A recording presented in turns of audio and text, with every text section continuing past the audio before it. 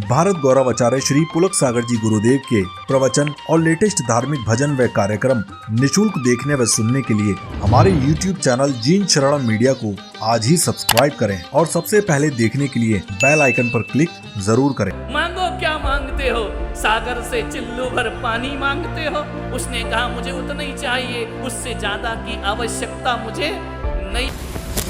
एक दिन क्या हुआ, वह हस्तिनापुर से निकलकर उज्जैनी नगरी में पहुंच गए। महाकाल की नगरी उज्जैनी, वहां पहुंच गए। एक राजा पद्म था, राजा पद्म की उन्होंने सहायता की। राजा पद्म ने वचन दे दिए। ये जो जितने धनपति और पैसे वाले होते हैं ना, ये वचन देने में बहुत नंबर 1 आगे होते हैं। ध्यान रखना, वचन किसी को एकदम से नहीं देना चाहिए, शब्द नहीं देना चाहिए, क्योंकि वचन दे दो तो फिर उसे उसी समय पूरा करो। कभी दशरथ ने वचन दिए थे, राम को वनवास हो जाया करता है। ध्यान रखिए, वचन हो तो तुरंत पूरा कर दो, उन्हें भविष्य के लिए मत रखो, वरना उनका फल बड़ा दुर्भाग्यपूर्ण हुआ करता है। पद्म राजा ने वचन दे दिया, तुमने मेरी सहायता की है, जाओ तुम जो मुझसे मांगोगे वह मैं तुम्हें देने को तैयार हूं। कहानी आज पूरे देश में सुनाई जाएगी, रक्षाबंधन पर्व की। हर संत सुनाएगा। ये पाठन होता है, ये पठन होता है, ये हमारी संस्कृति सभ्यता का पठन होता है। जैसे ही गए 500-700 मुनिराज घूमते फिरते हुए फिर से कहां चले गए? उज्जैनी नगरी में।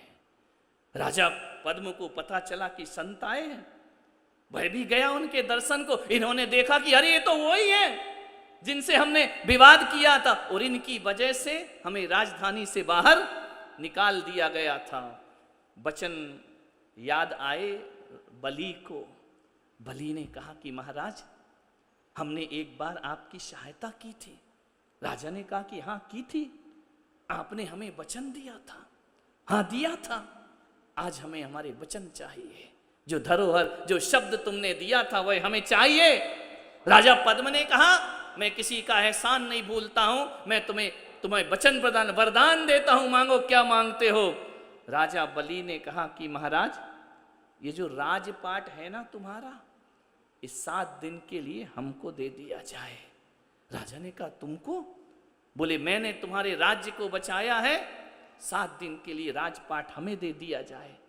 राजा पद्म ने वचनों की आन रखने के लिए कहा कि 7 दिन तुम राजा हो और हम नागरिक हैं।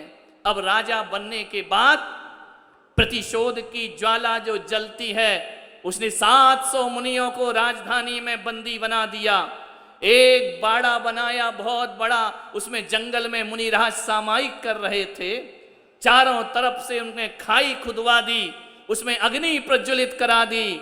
चारों तरफ से धूं धूं करके आग जल रही है। जानवरों को जीते जी होम कर दिया, उसमें अश्वमेघ यज्ञ कर दिया, नरमेघ यज्ञ कर दिया। जिंदा जीव उसमें डाल करके जलाए जा रहे हैं। और उस घेरे के अंदर 700 मुनियों को आग लगाने की बात, इन्होंने 7 दिन तक घोर उपसर्ग हुआ। 7 दिन तक, ध्यान रखिए, धुएं से रुंध गया उनका गला, आंखें लाल हो गईं, बेहोश होकर के गिरने लगे। 7 दिन तक अन्न जल ग्रहण नहीं किया। त्राहिमाम होने लगा। सब जगह स्वर्ग से देवताओं के आसन कांप गए। 1-2 मुनिराज नहीं, 700 मुनिराज। मालूम है, श्रावक का धर्म है कि मुनियों पर कष्ट आए तो उसे अपने तन मन धन को लुटाकर अपने गुरुओं की रक्षा करना चाहिए। जब श्रावक अपना धर्म भूल जाता है ना, जब श्रावक अपने कर्तव्यों को भूल जाता है, तो फिर जब मुनियों को फिर अपने साधुओं की रक्षा करने के लिए आना पड़ता है। आज विष्णु कुमार मुनि, ध्यान रखना, रिद्धियां थी उनको, इतनी रिद्धियां थी कि विक्रिया रिद्धि से अपने शरीर का विस्तार कर लेते थे।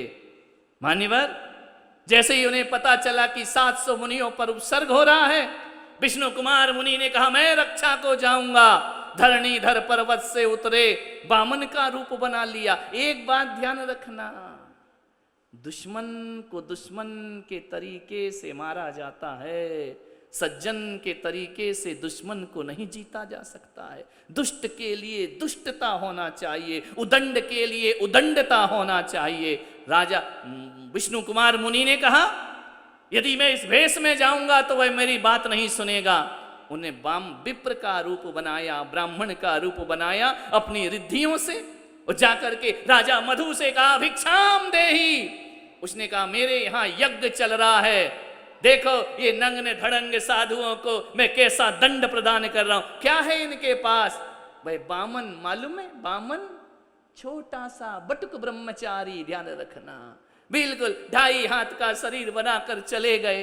राजा बलि ने कहा, हे विप्र महाराज पधारो, धन्य हो आप मेरे इस यज्ञ में आए हो। विप्र ने कहा कि राजन, हमने सुना तुम बहुत बड़े दानी हो, हमें भिक्षा दीजिए। राजा ने कहा, मांगो, क्या दोगे? बोले, क्या दूंगा?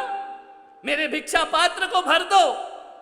राजा बलि ने कहा, क्या बटुक ब्राह्मण, तुमको मांगना भी नहीं आता है? क्या मांग रहे हो हमसे? इतना सा ये तुम्हारा कमंडल, उसको भरने की बात कर रहे? बोले, नहीं नहीं, मुझे ज्यादा की चिंता नहीं है, मुझे इतने में मेरा गुजारा हो जाएगा। बोले, हे बटुक ब्राह्मण, तुम जो मांगोगे मैं तुम्हें देने को तैयार हूं। उस बटुक ब्राह्मण ने कहा, विप्र ने कहा कि महाराजन, मुझे कुछ नहीं चाहिए, मैं बहुत निर्धन हूं, मेरे पास धन दौलत संपदा नहीं है, मैं द्वार द्वार घूम करके भिक्षा मांग करके जीवन गुजारा करता हूं, मुझे रहने के लिए थोड़ी सी जमीन दे दो।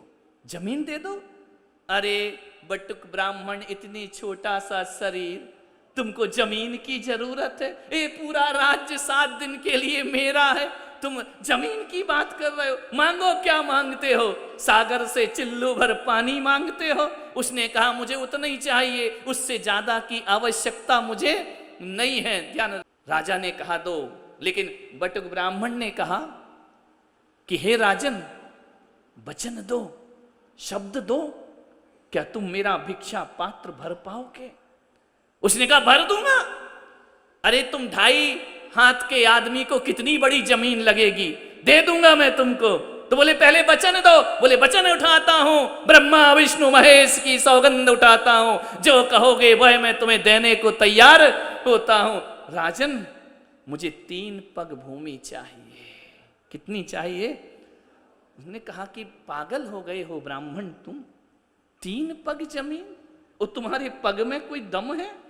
मेरी 1 फरलांग में तुम्हारे 3 क्या 7 पग आ जाएंगे, और कुछ मांग लो। बोले, नहीं, बस इतना ही चाहिए, इससे ज्यादा मुझे कुछ और नहीं चाहिए। बोले, दी तुमको 3 पग भूमि, जाओ पूरी वसुंधरा में जहां तुम्हें अच्छा लगे वहां अपने पग रखो। वह जमीन मैंने तुमको दान में दे दी, भूदान किया हमने तुम्हारे लिए। तो बोले, फिर ले लूं अपनी जमीन? बोले, ले लो। बोले, नाप लो? बोले, नाप लो। तो बोले, तैयार हो जाओ राजन, अपने वचन से मुकरना मत।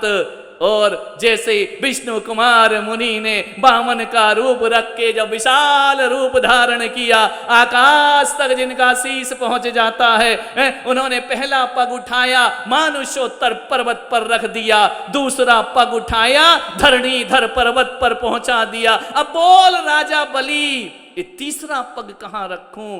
2 पग में ब्रह्मांड नाप लिया पूरा। राजा ने कहा कि तुम कौन हो? बोले, ये मत बोल, तीसरा वचन दे, तूने 3 पग भूमि की बात कही थी। बोले, ब्राह्मण तुम दिखते तो बहुत छोटे थे। बोले, छोटा मत समझो, तुम तो अपने वचन पूरे करो। घबरा गया, थर थर कांप गया, पसीने में लथपथ हो गया। क्या करूं महाराज, क्या करूं? चरणों में लेट गया, अब मेरे पास कोई जमीन नहीं है। बोले, वचन तो पूरा करना पड़ेगा। बोलो राजन, तीसरा पग कहां रखूं? चरणों में लेट जाता है, उसकी छाती पर तीसरा पग रखते हैं विष्णु कुमार मुनि। देवताओं ने रोक लिया कि ठहरो, ये आपके पग रखने से रसातल में चला जाएगा, पाताल में चला जाएगा। हे महामुनि, अपने अहिंसा धर्म को याद करो, अपने करुणा धर्म को याद करो, जिन शासन को याद करो। हो गई जिन शासन की प्रभावना, रुकिए। देवताओं ने रोक दिया कि ठहर जाओ, अहिंसा का क्या होगा? ये पाताल में रसातल में जाकर के नष्ट हो जाएगा। यह जैसे उस पर छाती से पैर रखने ही वाले थे, रोक दिए गए। राजा बलि ने कहा कि कौन है आप, अपने असली रूप में आओ। तो परम दिगंबर मुद्रा पिच्ची कमंडल धारण किए विष्णु कुमार मुनि वहां प्रकट हो जाया करते हैं कि राजन, तूने 700 मुनियों पर इतना उपसर्ग किया है, देख मैं रूप बदल के तेरा काल बनकर तेरे सामने खड़ा हूं। ध्यान रखिए, संतों के पास दोनों शक्तियां होती हैं। यह काल को जीत भी लेते हैं और कभी काल महाकाल बन करके खड़े भी हो जाया करते हैं।